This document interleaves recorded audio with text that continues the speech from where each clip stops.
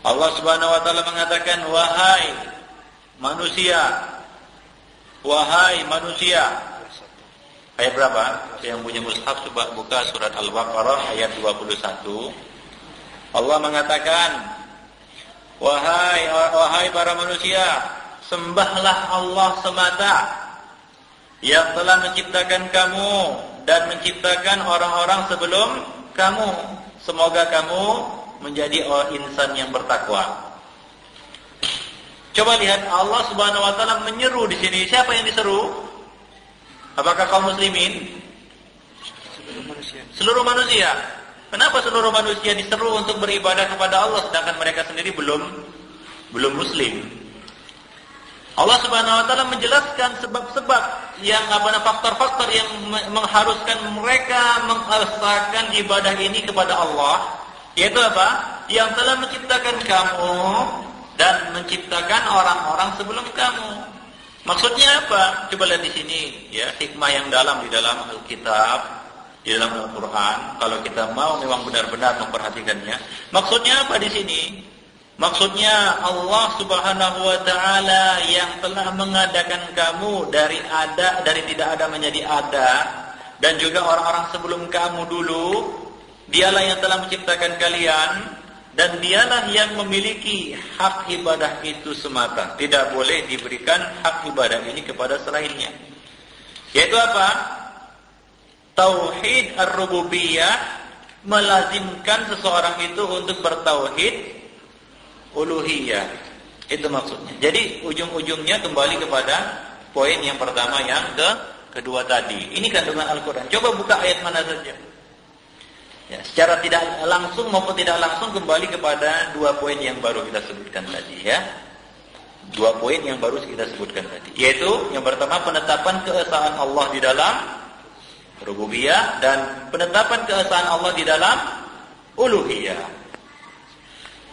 Nah, kita ingin membawa kalian memahami Islam dalam nuansa yang agak berbeda. Mungkin dengan ini kalian dapat mengetahui apa isi Islam itu sebenarnya, ya.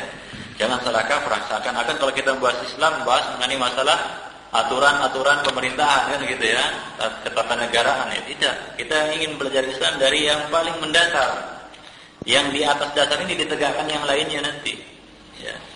Karena kalau kita mempelajari Islam, metodologi memahami Islam ala Mu'tazilah, maka kita diarahkan untuk apa? Untuk mengagungkan akal, kan begitu ya. Akal ini diciptakan Allah, kita tidak boleh menyia-nyiakan akal ini, maka kita harus pergunakan dia untuk berpikir, kalau tidak kita zalim. Nah, dibawakan ke situ. Kalau orang-orang Haraki yang membahas bagaimana memahami Islam, yang dibawa ya ke arah itu. Bagaimana Islam ini berkuasa, kita menjadi penguasa, hukum Islam di atas segalanya. Akhirnya menjurus ke situ. Kepada apa? Kepada kancah politik dan kekuasaan. Kalau sufi lain lagi arahnya, kan begitu ya. Nah, kita dibawa ke alam khayalan. Nah, seperti itu. Nah, kita belajar Islam, metodologi kita menurut apa? Menurut as-salafus salih, menurut nas-nas dari Alkitab wa Sunnah. Coba lihat, baca sendiri surat apa? Al-Fatihah yang kita sering ulang-ulang itu. Isinya apa itu? Dari awal, dari yang pertama, ya, Bismillahirrahmanirrahim. Uluhiyah, rububiyah dan asma wa sifat. Alhamdulillahi rabbil alamin. Uluhiyah dan rububiyah dan asma wa sifat. Ar-Rahmanir-Rahim. Sama ya. Malik yaumiddin juga demikian. Kemudian iyyaka na'budu wa iyyaka nasta'in. Ini adalah uluhiyah. Baik. Hanya kepada Engkau lah aku menyembah, dan hanya kepada Engkau lah aku meminta. Rasulullah SAW pada suatu hari memanggil Abdullah ibn Abbas, kemudian berkata kepadanya, "Ya gulam, inni u'allimuka kalimatin. Idza sa'alta fas'alillah. Ihfazillah yahfazka. Ihfazillah tajid tujahak. Wa idza sa'alta fas'alillah. Wa idza sta'anta fasta'in billah." Demikian. Rasulullah pada satu hari memanggil Abdullah bin Abbas dan berkata, Wahai pemuda, aku akan mengajarkan kepada engkau beberapa kalimat. Peliharalah hukum-hukum Allah, maka Allah akan memelihara engkau.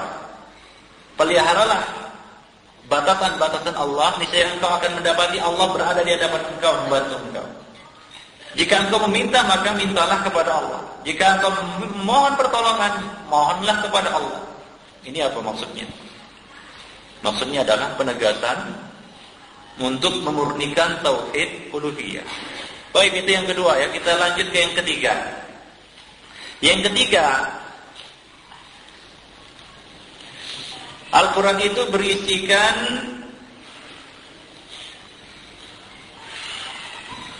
penetapan konsekuensi dari uluhiyah tadi. Konsekuensi tauhid uluhiyah dan rububiyah. Konsekuensi seseorang itu mengakui Allah yang menciptakannya, Allah yang memberikannya rezeki, Allah Subhanahu wa taala yang Maha Penyayang, lagi Maha mendengar, lagi Maha mengetahui, lagi Maha mengampuni. Allah Subhanahu wa taala yang Maha berkehendak, yang mengazab, yang mengabulkan doa. Allah Subhanahu wa taala yang hanya berhak untuk diibadahinya. Maka ini memiliki konsekuensi. Ya, kandungan Islam, kandungan Al-Qur'an yang ketiga adalah berisikan konsekuensi dari kedua poin yang di atas. Apa konsekuensinya? Yaitu perintah dan larangan. Perintah dan larangan. Konsekuensi tauhid yaitu perintah dan larangan. Ini konsekuensinya ini. Allah Subhanahu wa taala mengatakan, ya ayyuhalladzina amanu aqimus shalah. Ya ayyuhalladzina amanu jahidu fi sabilillah. Ya ayyuhalladzina amanu hal adullukum ala tijaratin tunjikum min adzabin alim. Ya, seakan-akan di sini apa hikmahnya Allah Subhanahu wa taala menyeru dengan keimanan. Wahai orang-orang yang beriman, orang-orang yang mengakui, yang mengimani, yang meyakini bahwasanya Allah lah yang menciptakan kalian, Allah Subhanahu wa taala yang mengatur kalian, Allah Subhanahu wa taala Rabb kalian, Allah Subhanahu wa taala yang kalian sembah dan kalian ibadahi. Maka lakukanlah konsekuensi keimanan kalian itu, yaitu apa? Tegakkan salat, tunaikan zakat. Seakan-akan Allah Subhanahu wa taala mengatakan demikian.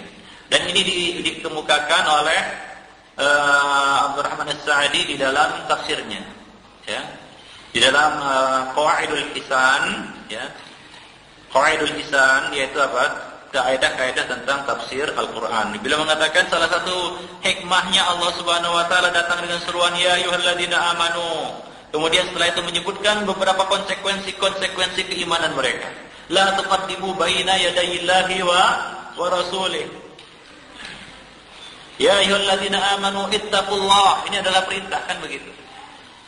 Seakan-akan Allah mengatakan, wahai orang-orang yang mengakui bahwasanya Allah lah yang menciptakan kalian, Allah Subhanahu wa taala yang mengatur, memberikan rezeki, Allah Subhanahu wa taala yang kalian ibadahi, maka lakukanlah konsekuensi keimanan kalian berupa takwalah kalian kepada Allah, berupa kerjakanlah salat, berupa tunaikan zakat, berupa apa?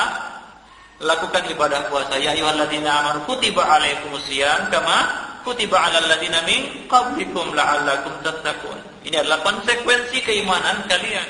Jadi apa maksudnya? Artinya adalah isi kandungan Al-Qur'an yang ketiga berisi apa? Konsekuensi dari tauhid tersebut, yaitu perintah dan larangan.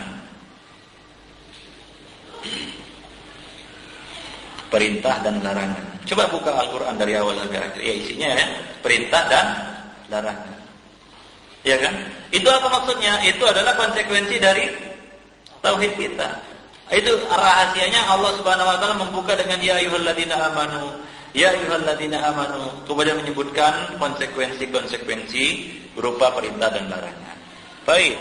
Kemudian yang keempat,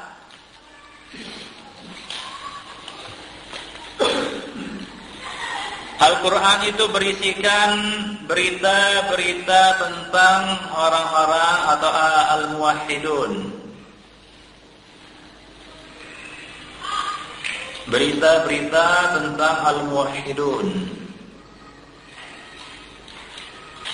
ahlu tauhid, yaitu orang-orang yang mengakui poin yang pertama tadi, yaitu tauhid rububiyah, kemudian asma wa sifat, kemudian yang merealisasikan kelaziman dari yang pertama, yaitu menegakkan ibadah dengan menunaikan ibadah itu hanya ditujukan kepada Allah. Kemudian setelah itu melaksanakan konsekuensinya, yaitu melakukan perintah dan larangan.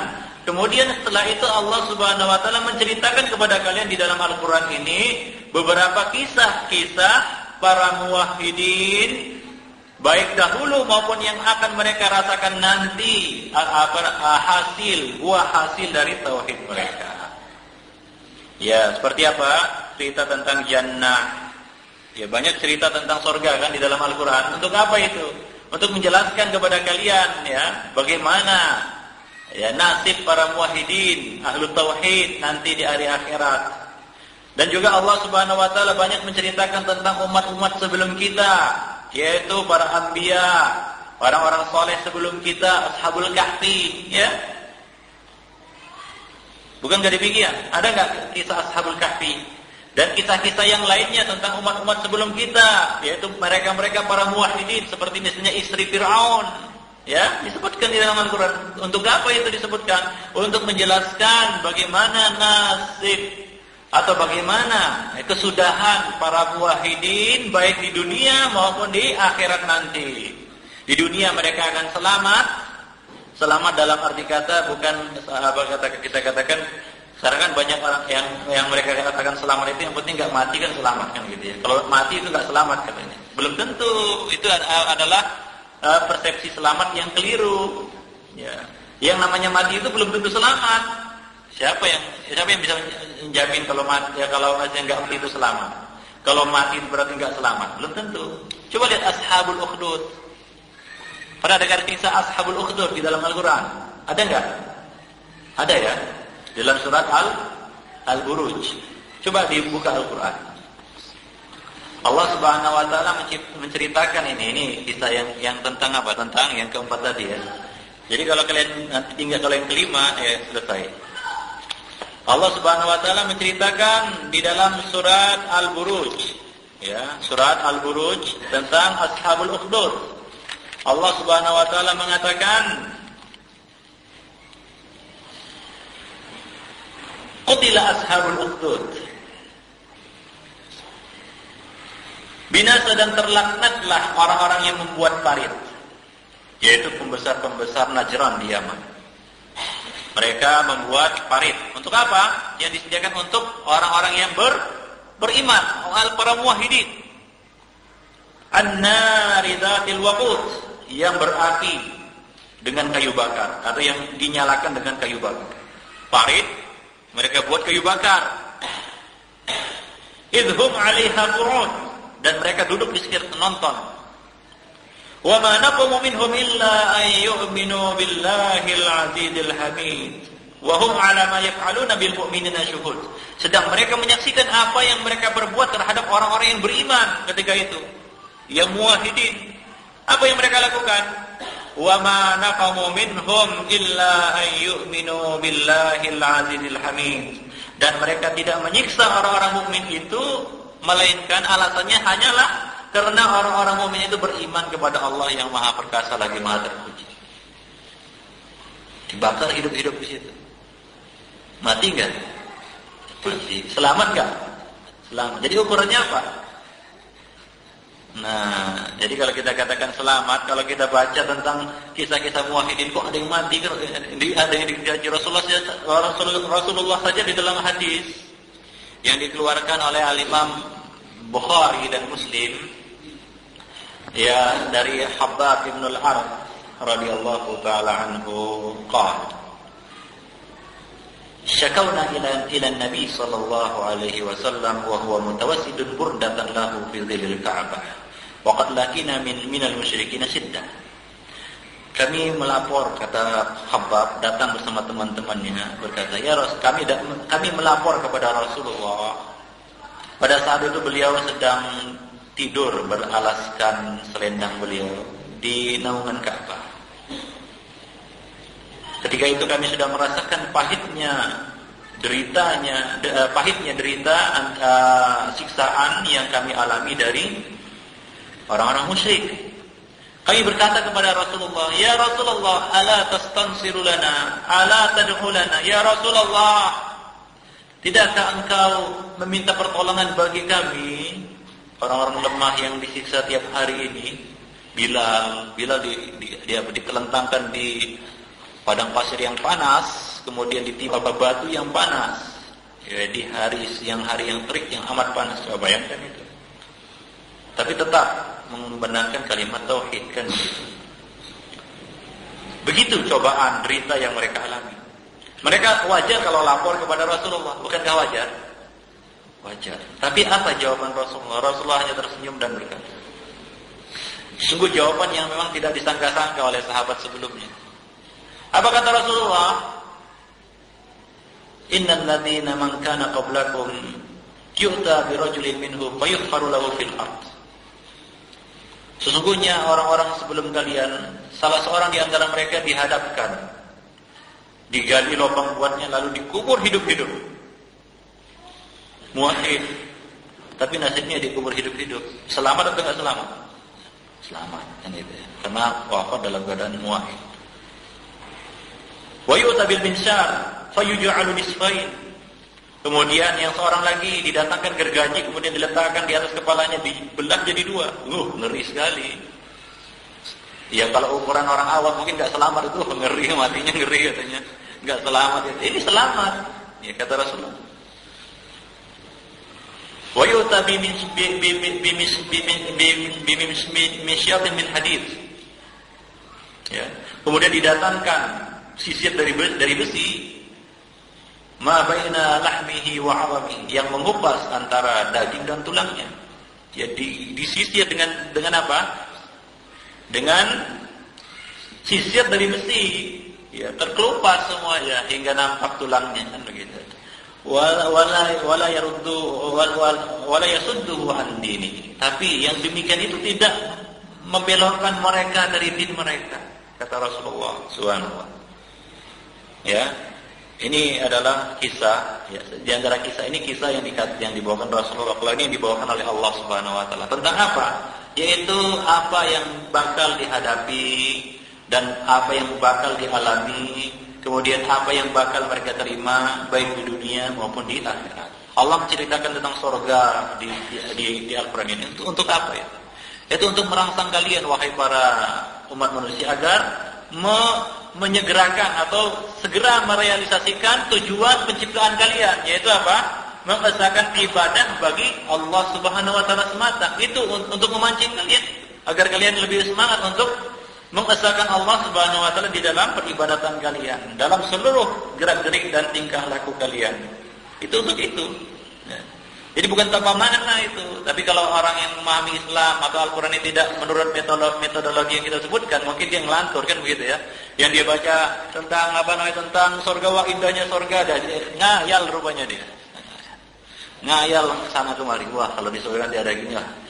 Nanti mukadimahnya saya rasakan dulu di dunia dulu. Wah, ada daging kuruk, saya beli daging kuruk dulu. Nah, ini kalau sudah menyimpang atau tidak melalui metodologi yang kita sebutkan tadi. Ini ya, kisah-kisah tentang surga ini untuk memancing kalian, untuk menambah, ya, kita katakan minat kali atau semangat kalian untuk apa? Untuk beribadah dan mengesahkan Allah Subhanahu Wa Taala di dalam beribadah. Oleh karena itu kebanyakan ayat-ayat yang berkaitan dengan surga itu turun pada periode Makkah. Ya kan? Ya, seperti surat apa? Surat Al-Waqi'ah. Ada bidadari, ya, yang sebaya dengan kamu, yang putih, yang belum disentuh oleh jin dan manusia, untuk memancing uang. Demikian. Apa itu? Itu adalah surga untuk siapa? Para muwahhidin. Konsekuensinya bagaimana? Bersegeralah kalian. Wasari'u ila maghfiratin minallah wa rahmah. Ya, wasari'u ila maghfiratin min Allah wa jannatin arduha as-samawati wal ard uiddat lil muttaqin. Bersegeralah kalian kepada itu, kepada maghfirah dari Allah Subhanahu wa taala dan apa? Dan jannah yang luasnya itu seluas langit dan bumi, disediakan bagi orang-orang yang bertakwa. Nah, demikian para ikhwatiddin. Kemudian Rasulullah mengatakan, lanjutan dari hadis itu, kita kembali kepada hadis itu ya. Rasulullah mengatakan apa? Wallahi la yutimmannallahu hadzal amr. Demi Allah, Allah akan menyempurnakan din ini. Allah akan memenangkan din ini. Tidak bisa tidak. Walau karihal kafirun.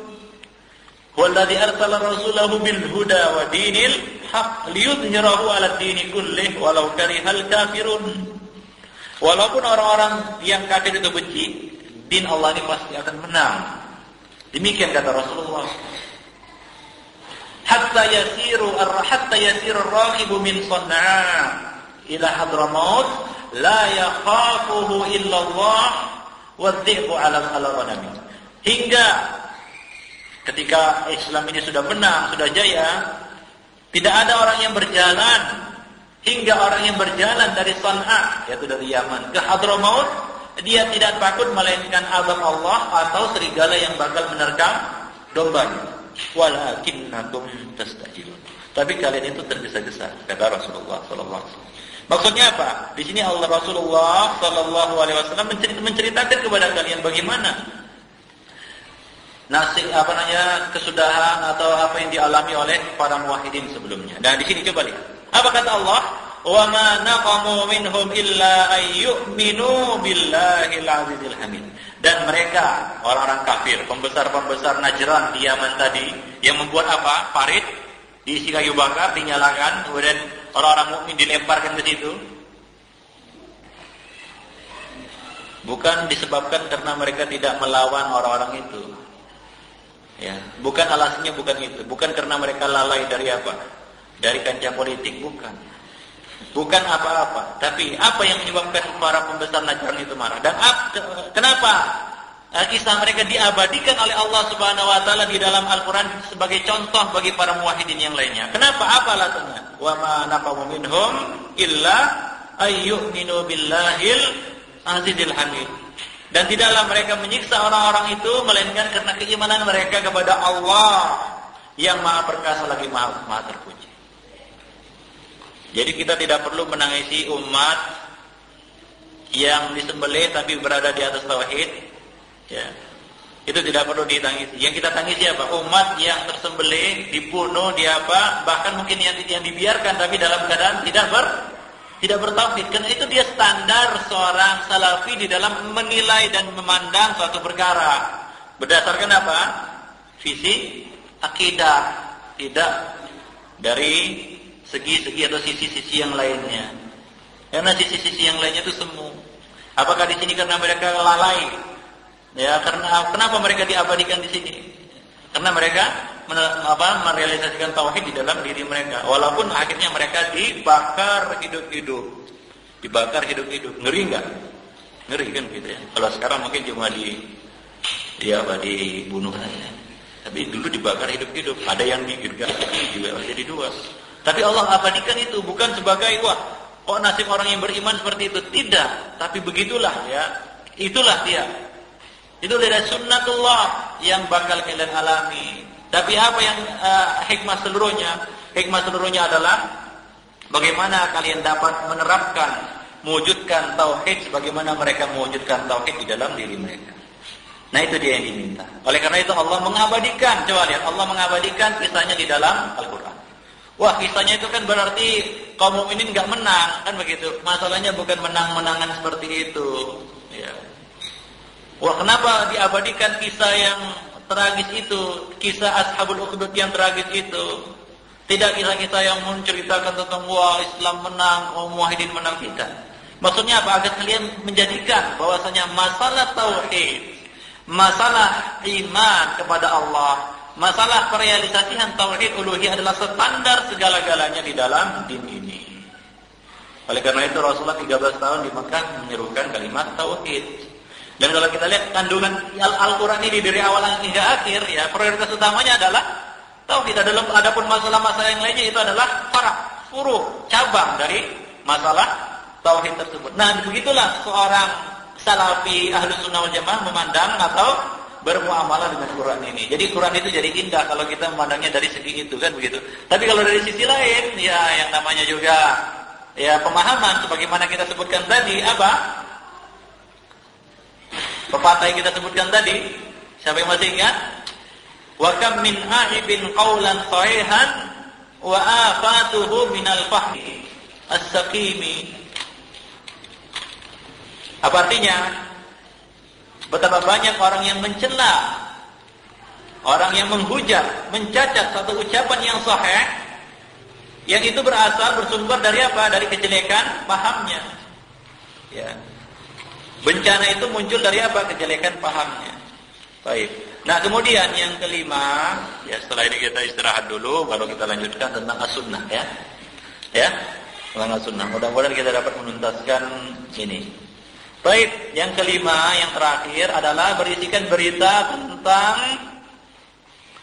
orang-orang yang menyimpang dari tauhid. Orang-orang yang melanggar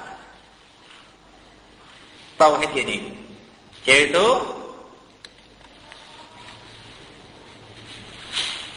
al-musyrikun, al-kafirun, al-munafiqun. Mereka-mereka yang menyimpang dari tauhid dan tuntutan-tuntutannya. Tidaklah Allah ceritakan tentang neraka. Tidaklah Allah Subhanahu wa taala ceritakan panjang lebar tentang Firaun dan Nabi Musa. Kan begitu? Berapa kali Allah Subhanahu wa taala ulang-ulang kisahnya di dalam Al-Qur'an menceritakan tentang apa? Auliyaus syaitan. Bagaimana kesudahannya para pendukung-pendukung, tentara-tentara, serdadu-serdadu syaitan. Ahlul ma'siyah, al-musyrikun, al-kafirun dan al-munafiqun di dalam Al-Qur'an. Bahkan dalam satu ayat disebutkan namanya siapa? Abu Lahab. Tabbat yada Abi Lahab wa tab. Wah, mengapa begitu besarnya hingga harus disebutkan di dalam Al-Qur'an? Kan begitu ya. Kok agak hebat sekali harus disebutkan di dalam Al-Qur'an. Kalau orang memandang Al-Qur'an ini dengan apa? Dengan pandangan yang kita katakan tadi dari sisi-sisi yang lain, dari sisi dari sisi yang lain mungkin dia tidak akan mendapatkan hikmahnya. Apa fungsinya? Maksudnya di sini Allah Subhanahu wa taala menjelaskan bagaimana kesudahan nasib tragis yang menimpa orang-orang yang menentang al-muwahhidin atau yang menolak tauhid dan memusuhi para muwahhidin. Bahwasanya mereka akan binasa, hancur di dunia dan juga hancur di akhirat dengan apa? Dengan neraka yang sudah yang diceritakan menyala. Ya, di dalam Al-Quran banyak cerita tentang neraka, kan begitu? Tentang neraka yang menyala-nyala, banyak sekali. Nah itu dia. Kalau kita lihat Al-Quran dari awal sampai akhir itu dia isinya. Yang kelima itu. Ya, cerita tentang apa? Berita atau kisah tentang orang-orang yang menentang tauhid. Mereka-mereka yang kafir, ingkar dari tauhid.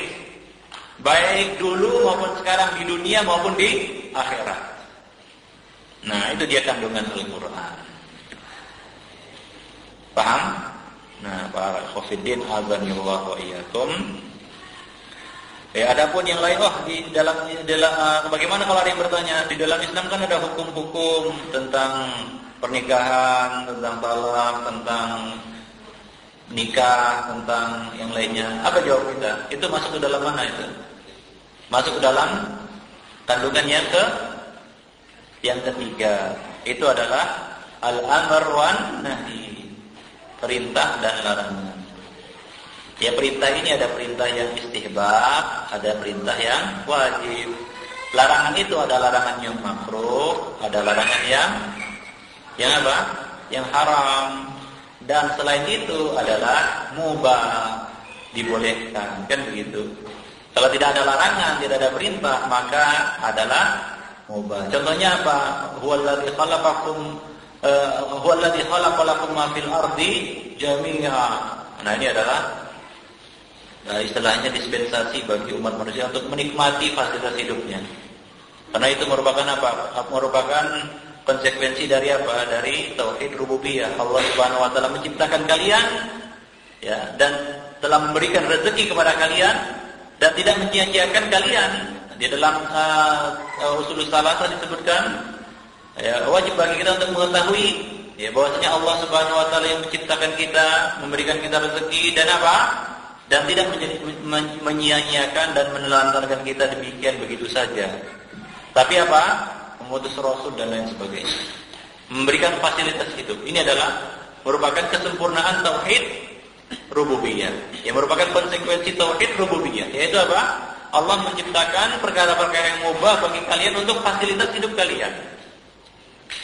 Demikian para ikhwah fiddin, a'azani Allah wa iyyakum. Ya kita istirahat dulu, nanti kita sambung lagi ya. Ya kita istirahat dulu. Wassalatu wassalamu ala Rasulillah wa ala alihi wa ashabihi wa mawalah. Wa la hawla wa la quwwata illa billah. Asyhadu an la ilaha illallah wahdahu la syarika lah. Wa asyhadu anna Muhammadan abduhu wa rasuluhu alladzi la nabiyya ba'dah. Amma ba'd. Para ikhwah fiddin, a'azzani Allah wa iyyakum. Telah kita jelaskan beberapa perkara yang berkaitan dengan Al-Quran Al-Azim, Kalamullah Al-Azizir Rahim. Pengertian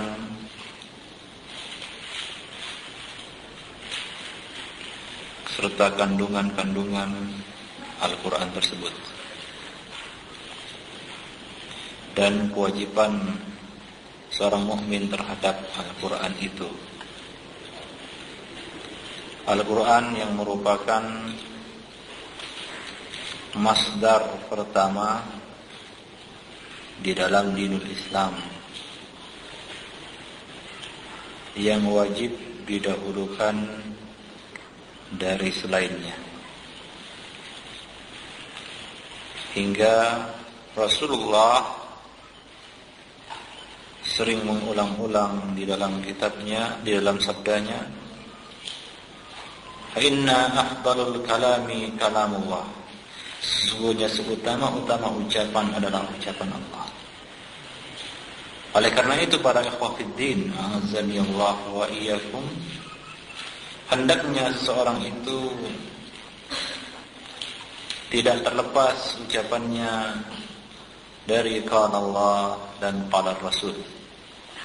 Ini adalah ciri yang membedakan antara ahlus sunnah dan ahlul bid'ah, di mana qala Allah dan qala Rasul adalah yang paling dominan di dalam ucapan mereka, terrefleksi di dalam tindak tanduk mereka. Adapun ahlul bid'ah dan ahwa, qil wal qala fulan wa qala allan, qala si fulan, berkata si fulan dan berkata si fulan, adalah lebih mendominasi ucapan-ucapan mereka. Berkata si Polan, berkata Pelatu, berkata ini, berkata itu, katanya, qil wal qal. Jauh dari qala Allah dan qala Rasul. Ini adalah ciri ahlul bid'ah dan ahwa. Ada apa rupanya? Karena seorang yang jauh dari qala Allah dan qala Rasul, maka tidak bisa tidak dia akan bersandar kepada logikanya atau kepada logika orang lain yang tidak jelas kebenarannya. Kalau sudah demikian, maka dia berada di tepi jurang kehancuran. Wal iyadu billah. Para salafus saleh mendorong anak-anak mereka untuk menghafal Al-Quran sejak usia dini, serta memahami terjemahan serta tafsir Al-Quran tersebut, hingga diharapkan ucapan-ucapan mereka nantinya dapat didominasi oleh qala Allah Dan ini sangat berpengaruh di dalam membentuk pemahaman mereka tentang din ini. Ya, para ikhwatiddin, azanillahu wa iyyakum. Jadi usahakan untuk tidak meninggalkan Al-Qur'an. Baik membaca, mempelajari ataupun menghafal. Khairukum man ta'allama al-Qur'an wa 'allama. Sebaik-baik kamu adalah yang mengajarkan Quran dan yang mempelajarinya, mempelajari Quran dan mengajarkannya. Ya ta'ahadu al-Quran, kata Rasulullah. Ya, selalu ulang-ulangi Al-Quran. Fa innahu ashaddu tafallutan min al-ibli fi aqaliha. Karena itu lebih liar daripada onta liar yang terlepas dari ikatannya. Kalau onta liar, atau onta liar pernah lihat? Belum pernah ya? Dan onta pernah enggak? Ya mungkin pernah. Onta liarnya mungkin pernah ya. Kalau onta liar itu dia mesti diikat. Kalau diikat, kalau lepas saja ikatannya sedikit saja, maka dia berusaha untuk berontak dan lari.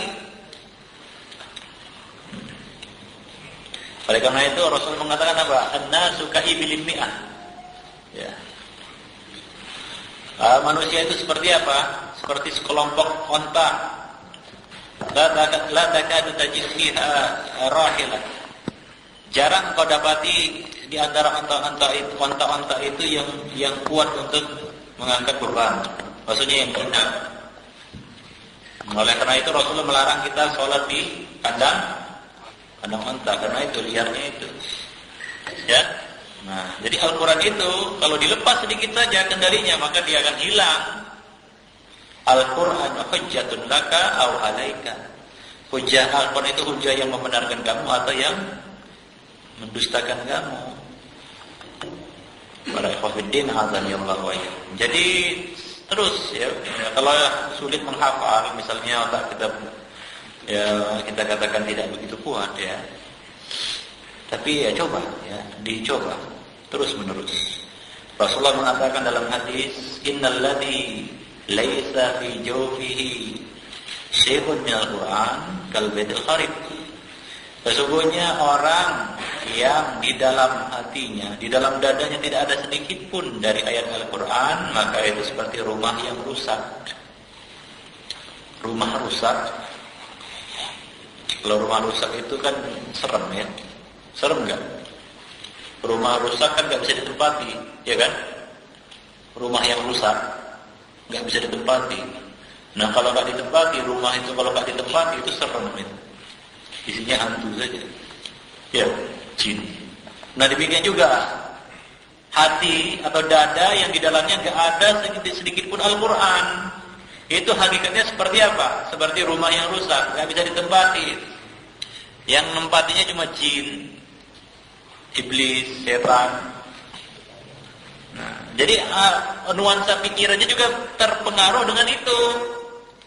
Ya karena yang namanya hati ini adalah kita katakan pusat segala pergerakan, termasuk juga gerakan otak. Kenapa ini? Karena yang namanya hati, ya, itulah pusat segala gerakan yang ada di tubuh kita ini, termasuk otak. Ya, termasuk juga otak. Pemahaman itu ya ini yang malah di sini otak ini. Nah, kalau hati sudah rusak karena nggak ada Al-Qur'annya, maka juga otak juga rusak, pemikiran juga rusak, pemahaman juga rusak, melenceng jauh. Kemudian ingat, ya jika kita sudah menghafal, menghayati, kemudian membaca Al-Quran, ingat, pahamilah Al-Quran itu sebagaimana pemahaman yang dipahami oleh ulama-ulama salafus saleh sebelum kita. Jadi versi ya, atau kita katakan sisi memahami Al-Quran itu sebagaimana sisi yang kita sebutkan tadi, ya, 5 kandungan Al-Quran itu. Jadi kalau seorang melihat Al-Quran itu sebagaimana yang kita sebutkan tadi, ya, dasarnya tadi yang sebagaimana kita sebutkan tadi, maka insya Allah pemahaman Al-Qurannya juga lurus. Tapi kalau pemahaman Al-Quran ini sudah dibawakan kemana-mana, ya satu ayat juga bisa dipolitisir, kan begitu ya? Ya, untuk mendukung partainya dia pakai apa? Wa bin najmi hum yahtadun. Maksudnya apa? Bintang. Ya kan? Nah, Fawalli wajhaka syatral masjidil haram. Ka'bah. Ya, kan bisa. Kalau ayat itu dipahami enaknya dewe, kan bisa. Ya, bisa hancur. Oleh karena itu coba kita bawakan kepada apa? Kepada 5 kandungan yang kita sebutkan tadi. Dan Ibnu Al-Qayyim, ya, Ibnu Taimiyah dan Ibnu Al-Qayyim rahimahumullah berangkat dari 5 kandungan itu. Beliau mengeluarkan beberapa faedah-faedah yang amat agung dari Al-Qur'an yang berisikan tentang apa? Tentang keutamaan tauhid dan beberapa tuntutan-tuntutan tauhid. Semuanya mengarah ke situ, mengacu ke situ. Kalau tidak, maka dia itu membawakan pemahaman Al-Qur'an itu kepada alur yang lain. Pada suasana yang lain yang tidak dikenal oleh para rasul, sahabat, tabi'in dan ulama-ulama mutaqaddimin. Nah, para fitin azanillahu ya. Jadi seperti rumah yang rusak, enggak bisa ditempati itu. Baik, itu yang sekilas yang berkaitan dengan Al-Quran yang merupakan sumber pertama. Kemudian sumber yang kedua yaitu hadis.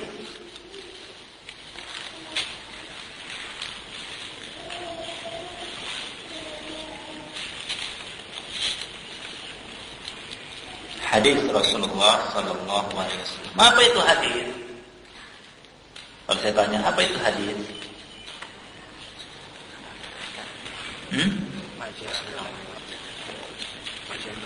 Apa itu hadis? Belum ada yang tahu.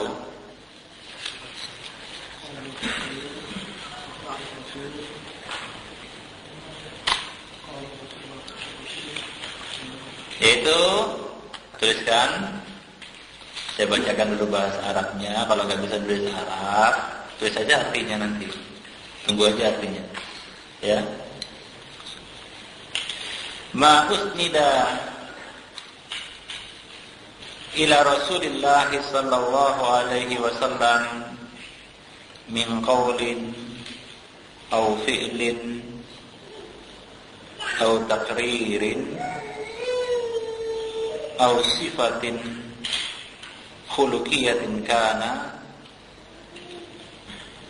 aw khalqiyah. Saya ulangi. Ma usnida ila Rasulillah sallallahu alaihi wasallam min qaulin, ma usnida